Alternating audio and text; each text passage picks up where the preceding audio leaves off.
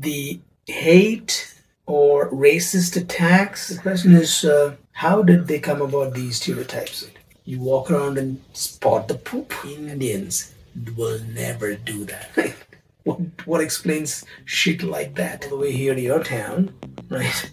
And doing the same thing comes to your mind. You are referring to his or her behavior.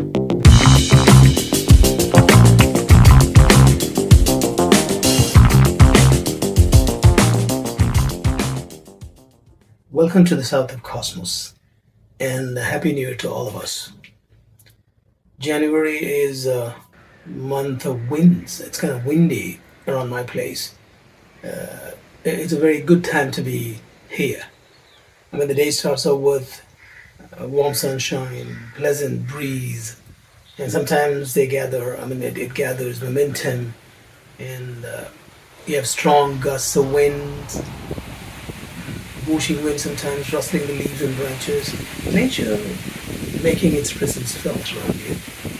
And at nights, sometimes they're very loud, and we have a few trees around my place, so the sounds are really pretty loud. And let you know who the boss is. Right. So, as I was telling, it's a new year, and new beginnings, new resolutions, time to look back at what we did and how we can reimagine our efforts to make them better. So, the topic that I'm going to look at today is on those lines. We're going to look at the attention that India and Indians are getting in 2025. So, let's try to find out how much of it is good and how much of it is not so good and what we can do about it. So that is what we're going to look at today. Let's get on with the video. So I'm sure that the introduction itself would have been enough for a few of us to understand what I'm talking about here. Many of us would have seen articles, discussions, social media posts, memes, etc. on the hate or racist attacks, negative comments, slurs, epithets that Indians are receiving in media, mostly in social media. Now, why is this happening? India is getting a lot of attention for its growing markets, for its space program, for its contribution to the IT sector, for its growing tourist population, etc., etc., etc. So, what are these instances that we're talking about? We have a lot of these cases coming from all across the globe about how Indians are behaving badly, do not have proper etiquette when it comes to public spaces, when it comes to eating, or when their attitude towards food, or when they talk loud, when they litter in dirty places, and stuff like that. So the question that we need to ask is, are these comments, all these comments that we're getting, do we need to take them at face value? No, definitely not. Because we know that a lot of times these comments come from a place of hatred, of discrimination, of jealousy, right? It happens. We need to have that amount or that level of caution when we are looking at these comments. But one of the traps that we should not be falling into is to be defensive, is to start imagining that it's just the other person being jealous. The question is, how did they come about these stereotypes? And let's look at ourselves. How did you form an opinion about a person from a different state?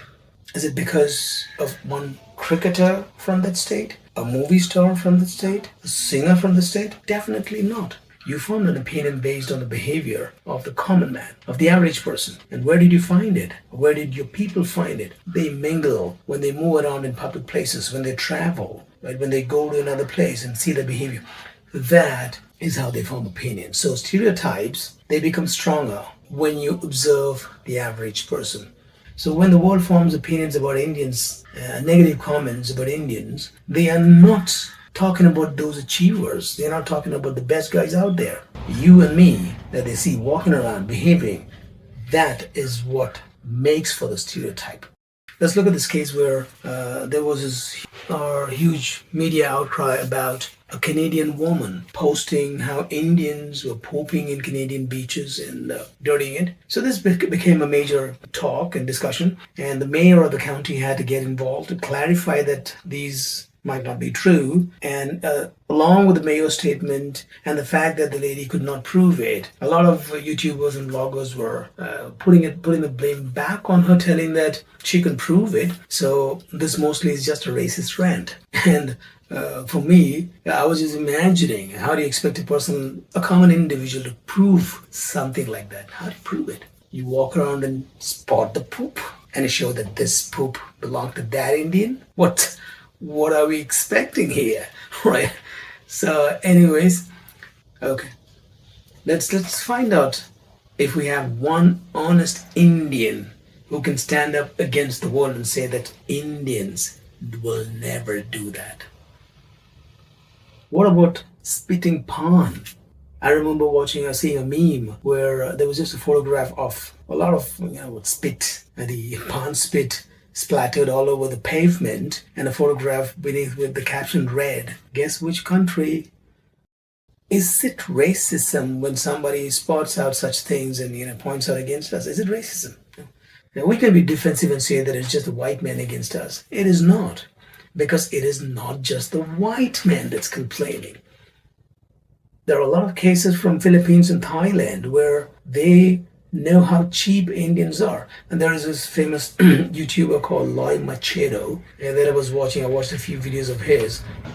Boy, he's kind of very candid about it, and I like the way that he goes about. You should be watching him. I'll put the link below. And he tells how cheap Indians are. A lot of them end up bargaining, even for their private pleasures, where they better be doing it discreetly. They end up bargaining. What explains shit like that? There's this famous personality in Kerala called Santosh George Kulakulagara, and he narrates his experience where he felt so humiliated, insulted, when in one of the hotels that he stayed, Indians were herded onto a different room for food, which he later understood that was because Indians, tend to grab it. Some of them take it home. Some of them are, wasteful. Basically, Indians' attitude towards freebies made that hotel take the decision. Where does this cheapness come from? And who are the ones who are acting like this? Well, these are the guys who had the money to book tickets and book hotels and lodging for a travel abroad, for a foreign trip. And recently there was a video of a woman in Canada going around different homes and, with collecting all the sweets for Halloween, the trick-or-treat sweets.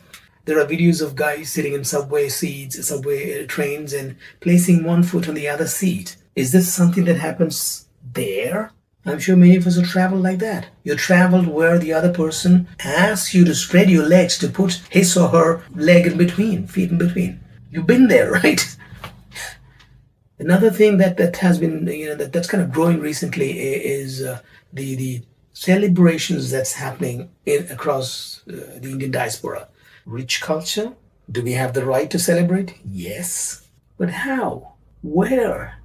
I was watching a few videos where the local citizens or the local population of the place, they tend to find it really disgusting because you are doing it in their lawn or their backyard. Indian culture, of course, is rich, and we have reasons to be happy about it. But see, for example, the Spanish bull running, that's a festival that they hold over there and that people enjoyed. We all feel, pretty thrilled watching it. So how about Spaniards coming all the way here to your town, right, and doing the same thing? So the word culture, as I was telling, needs a relook. We need to try to understand what culture really means and start adapting to the global definition of culture. One thing that might help us understand is using the word cultured. So when you speak of somebody and say that that person is a cultured individual, what comes to your mind? You are referring to his or her behavior, the way that the person treats another human being or behaves in a civic manner, in a public setting, in a social gathering. Where does it start? Around me, around us, around you. The real question that you should be asking is to yourself. How much of this is true about me? How much of these comments are true or is true about my family? Extended family, community, people, my state, my neighborhood, my company, my gang, whatever? That is a question that we need to be asking. And once that question is asked, we are on the right track towards making a better impression in the whole world. I believe that this is a good time of the year, it's a good time of the century, it's a good time for the country when it's getting a lot of attention, where we can be responsible for improving our own image. The answer is self esteem. Why? Because self esteem is a place where you end up imagining yourself based on values. You start looking at yourself based on your value system, on your principles, on your behavior, and you judge yourself based on that. Right? So once we reach that place, that is what will help us reimagine and, I would say, course correct our behavior. So while we are proud of the rich culture and traditions that we have, we better move into a position where we are proud of ourselves as individuals.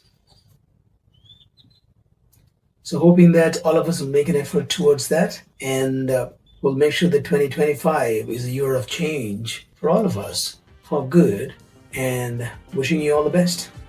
It's bye-bye, and see you in the next video.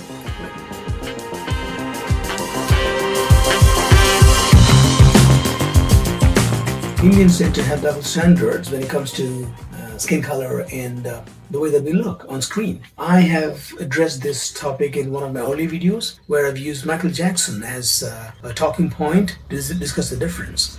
If you have not watched that video already, please watch it. It's coming up right now.